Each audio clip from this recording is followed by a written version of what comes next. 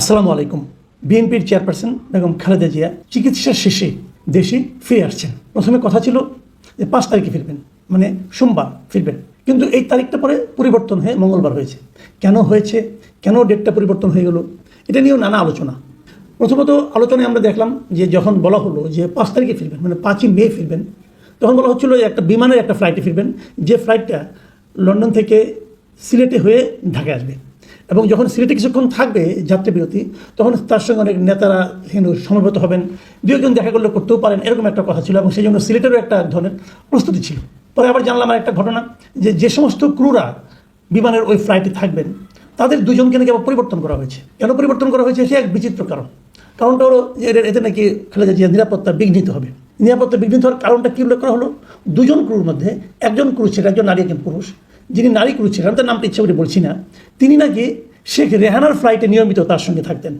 তার মানে উনি শেখ রেহানার ঘনিষ্ঠ ছিলেন, অতএব সে বাদ। আরেকজন যিনি পুরুষ ক্রু, যদি যাকে বাদ দেওয়া হয়েছিল, উনি নাকি 32 নম্বর যে ফুল টুল দিতেন, এরকম অনেক কিছু। দেখুন, এই বিষয়গুলো না আমার কাছে খুবই হাস্যকর থেকে। আপনি একটা কথা ভাবুন, বিমানের একটা ফ্লাইটে, একটা কমার্শিয়াল ফ্লাইট, যার উপর সারা দুনিয়াতে বিমানের ইমেজ নির্ভর করছে, সেই ফ্লাইটে একজন যদি ভিআইপি লোক আসেন, তার জন্য সর্বোচ্চ আপনি কি দেখবেন? আপনি দেখবেন যে সমস্ত ক্রুরা থাকবেন, যারা বিমান চালাবেন, ক্যাপ্টেন থাকবেন, তারা কতটা যোগ্য এবং কতটা প্রফেশনাল।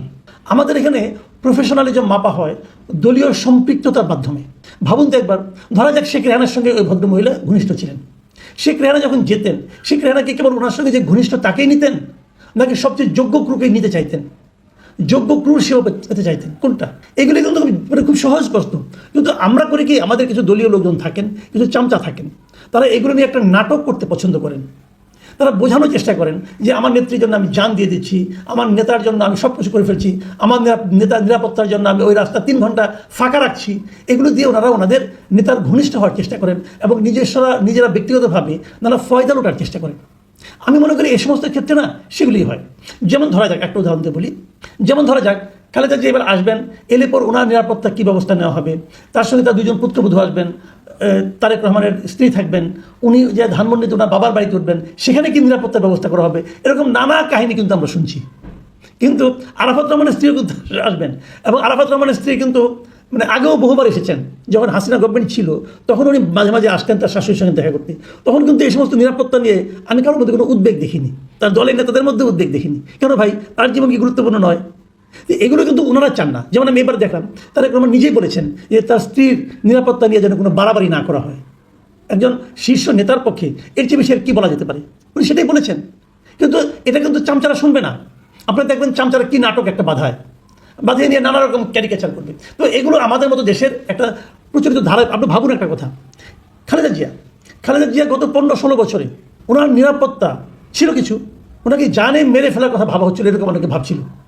তো সেখানে উনি টিকে থাকেননি। আমি তো মনে করি ওনার শারীরিকভাবে ওনার এত অসুখ বিসুখ হয়েছিল, এত কিছু দেখানো হয়েছিল তখন, মানে তাকে চিকিৎসা, আমি বলবো এক ধরনের চিকিৎসাহীনতা ছিল, তার মধ্যে তিনি টিকেছিলেন মনের জোরে এবং মানুষের ভালোবাসায়, মানুষের দোয়ায় টিকেছিলেন। এগুলো মাথায় রাখতে হবে। মানুষের দোয়াটা খুব ইম্পর্টেন্ট ভাই। আপনি যেভাবেই ভাবেন না কেন, মানুষ আপনাকে কীভাবে চায় এটা ভাবুন আগে একবার। ওই পুলিশ আর্মি দিয়ে নিরাপত্তা দেওয়া যায় না। ভাবুন তো আমাদের এই সাবকন্টিনেন্টে, অথবা আমার দেশেই ভাবুন, কোনো নেতার, কোনো জননেতার মৃত্যু কি সাধারণ জনগণের হাতে হয়েছে? হয়নি। বরঞ্চ যাদের উপর আপনি নির্ভর করেছিলেন নিরাপত্তা পাওয়ার জন্য, তাদের হাতেই তাদের মৃত্যু হয়েছে। এখন এটা দেখে কি আবার তাদেরকে সরিয়ে দেবেন? তা না, এটা অন্য হিসাব। এই হিসাবে আপাতত আমি যাচ্ছি না, এটা একটা লম্বা বিতর্ক। কিন্তু আমি যে প্রসঙ্গগুলো যাবো, এগুলো খুব জরুরি। সেই জরুরি হলো যে বেগম খালেদা জিয়া দেশে ফিরছেন।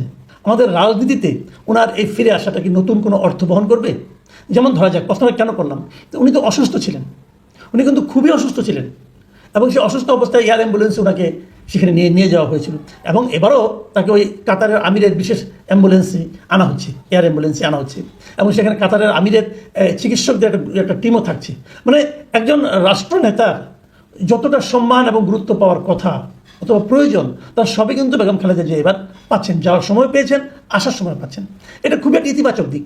কিন্তু আমার কথাটা হলো, উনি আসবেন যখন, উনি কতটুকু সুস্থ হয়ে আসবেন? যত কিছু আপনি জয় করেন না কেন, বয়সকে আপনি জয় করতে পারবেন না। ওনার বয়সও হয়েছে। আমি 2 বিএনপির নেতার সঙ্গে আলোচনা করেছিলাম, বিভিন্ন সময় দেখা হয়, কথা হয়, ওদেরকে আমি জিজ্ঞাসা করেছিলাম যে বিএনপির আগামী নির্বাচনে বিএনপির ফেসটা কি, মানে কাকে সামনে রেখে বিএনপি অগ্রসর হবে নির্বাচনে। মানে বিএনপি নির্বাচনে অংশ নিতে গেলে কে তাদের প্রধানমন্ত্রী হবে বলে তারা জনগণের সামনে উপস্থাপন করবে, কাকে উপস্থাপন করবে। এবং ওই নেতা, উনি একজন গুরুত্বপূর্ণ নেতাই, উনি কিন্তু নির্দ্বিধায় বললেন, কোনো রকম মানে দ্বিধা চিন্তা ভাবনা না করেই বললেন, যদি শরীর পারমিট করে তাহলে খালেদা জিয়াই হবে আমাদের সেই মুখ। এটা কিন্তু উনি এমনি এমনি বলেননি। তারেক রহমানের নেতৃত্বের প্রতি ওনার যে আপনার শ্রদ্ধা নেই, আস্থা নেই, তা কিন্তু নয়। উনি জানেন এদেশের জনগণের মনে খালেদা জিয়ার যে অবস্থান, সে অবস্থানটা আনপ্যারালাল। খালেদা জিয়াকে বেইজ্জতি করার জন্য হাসিনা সরকার কী না করেছিল বলুন তো, কী না করেছিল। ওনাকে বাড়ি থেকে বের করে দেওয়া হয়েছিল, ওনাকে চোর বানানো হয়েছিল, এতিমের টাকা নাকি উনি চুরি করেছেন, এই সমস্ত ফালতু হাস্যকর মামলায় ওনাকে একের পর এক ফাঁসানো হয়েছিল, ওনাকে জেলখানায় পাঠানো হয়েছিল একজন বয়স্ক মহিলাকে। অন্য সব বাদ দেন, উনি তো একজন বয়স্ক মানুষ, তাই না, একজন নারী, কিন্তু এগুলি কিন্তু কোনো কিছু বিবেচনায় রাখা হয়নি। ওনাকে জেলখানায় পাঠানো হয়েছিল। তারপরে এক পর্যায়ে উদারতা দেখানোর কথা বলে, এবং যতটা না উদারতা তার চেয়ে বেশি প্রচার, সেগুলো করে ওনাকে তারপরেও তো অনেকটা নজরবন্দির মতো রাখা হয়েছিল। উনি কোনো রাজনৈতিক কর্মকাণ্ডে অংশ নিতে পারতেন না, এরকম ছিল। এত কিছু করে, এবং তার ব্যক্তি জীবন নিয়েও অনেক রকম অশ্লীল কথাবার্তা আমি দেখেছি যে বিগত গভর্নমেন্টের বড় বড় শীর্ষস্থানীয় নেতারা পর্যন্ত সেগুলি প্রচার করেছেন। তারপরেও মানুষের মন থেকে খালেদা জিয়াকে আপনারা দূর করতে পেরেছেন? পারেননি। ওনার উপর যত অত্যাচার করা হয়েছে, যত টর্চার করা হয়েছে, তত বেশি মানুষের মনে ওনার ছবি, ওনার চেহারা, ওনার অবয়ব প্রথিত হয়ে গিয়েছিল। এইভাবেই মানুষের উনি কিন্তু জননেত্রীতে পরিণত হয়েছিলেন। কাজেই বিএনপি যদি ওনাকেই সামনে রেখে আগামী নির্বাচনে অংশ নিতে চায়, আমি মনে করি এটা বিএনপির জন্য ভালোই হবে। কিন্তু প্রশ্ন হচ্ছে উনি শারীরিকভাবে কতটুকু সুস্থ থাকবেন। যদি উনি শারীরিকভাবে সুস্থ হবেন, আমার ধারণা অনেকটাই সুস্থ, আমি জানি না ঠিক, আমার ধারণা উনি অনেকটাই সুস্থ। কারণ সুস্থ না হলে ওনাকে নিশ্চয়ই তারেক রহমান একা এইভাবে ছাড়তেন না। একা ছাড়েনি, ওনার স্ত্রী এসেছেন, ওনার স্ত্রী নিজেও একজন চিকিৎসক, উনি এসেছেন, ওনার ছোটো ভাইয়ের বউ এসেছেন, এরা সবাই ওনার সেবার কোনো অভাব হবে বলে আমি মনে করি না। কিন্তু তবু পুত্র তো পুত্রই, কিন্তু পুত্র আসেননি। কেন আসেননি? এটা নিয়ে কি রাজনীতি আছে এখানে কিছু একটা? নাকি উনি ভেবেছেন যে ওনার মা এখন একা চলাফেরা করতে পারবেন, ওনার মা এখন ওনার সাহায্য ছাড়াই কথা বলতে পারবেন? যদি তেমনটি হয়ে থাকে, আমার মনে হয় উনি আসার পর বিএনপির রাজনীতিতে একটা আমরা হয়তো দৃশ্যমান কোনো পরিবর্তন দেখতে পাবো। আমার ধারণা যেভাবে চলছে সেটাই চলবে হয়তো বা, কিন্তু সেখানে কিছুটা নতুন বেগ প্রাপ্তি হতে পারে। সরকারও বোধহয় একজনের চাপ অনুভব করবে। বিএনপির দীর্ঘদিনের যে দাবি, সেই ডিসেম্বরের মধ্যে নির্বাচন দেওয়ার যে দাবি, সেই দাবির কাছে হয়তোবা সরকারকেও নতজন হতে পারে। এখন যে কথাটা বলে আমি শেষ করব, সেটা হলো ওই যে বললাম তারেক রহমান কেন আসছেন না, এবার আসতে তো পারতেন। এখন আমি মাঝে মাঝে ভাবি এটা কি এমন কোনো মুভ মানে কি, আমি বলি আপনাদেরকে একটা কথা, আমি একসময় খুব দাবা খেলতাম, যখন আমি ইউনিভার্সিটিতে পড়তাম খুব দাবা খেলতাম। তো দাবায় না অনেকগুলো মুভ আছে, অনেকগুলো চাল আছে। কিছু চাল আছে যে এমন কিছু চাল দাও যেন তোমার অপরেন্ট বুঝতে না পারে তুমি আসলে কী চাচ্ছ। এখন সামনে তোকে নির্বাচন যুদ্ধ আছে, তখন তারেক রহমানের এবারও না আসাটা, এটা কি সে ধরনের কিছু একটা মুভ, যে মুভটাকে তার অপোনেন্টরা বুঝতে না পারবে, সবাই দ্বিধায় থাকবে? হতে পারে, আবার নাও হতে পারে, আমি জানি না। তবে আমি এতটুকু বুঝতে পারি যে কালকের পর থেকে দেশের রাজনীতিতে, অন্ততপক্ষে বিএনপির রাজনীতিতে একটা পরিবর্তন অবশ্যই আসবে। পরিমাণগত পরিবর্তন বলুন আর গুণগত পরিবর্তন বলুন, আমার ধারণা আসবে। এবং পুত্র এবং মাতা সেরকম পরিকল্পনা করেই যে দেশে আসছেন, এটাই আমার মনে হয়। প্রিয় দর্শক, এখন এই পর্যন্তই। আমরা অপেক্ষায় থাকবো যে দেশে বসে তারেক বেগম খালেদা জিয়া কী করেন এবং বিদেশে বসে জনাব তারেক রহমান কী করেন, এবং এই দুই দিকের কথার প্রেক্ষিতে এই বর্তমান অন্তর্বর্তীকালীন সরকার কী করেন। এখন এই পর্যন্তই। আল্লাহ হাফিজ।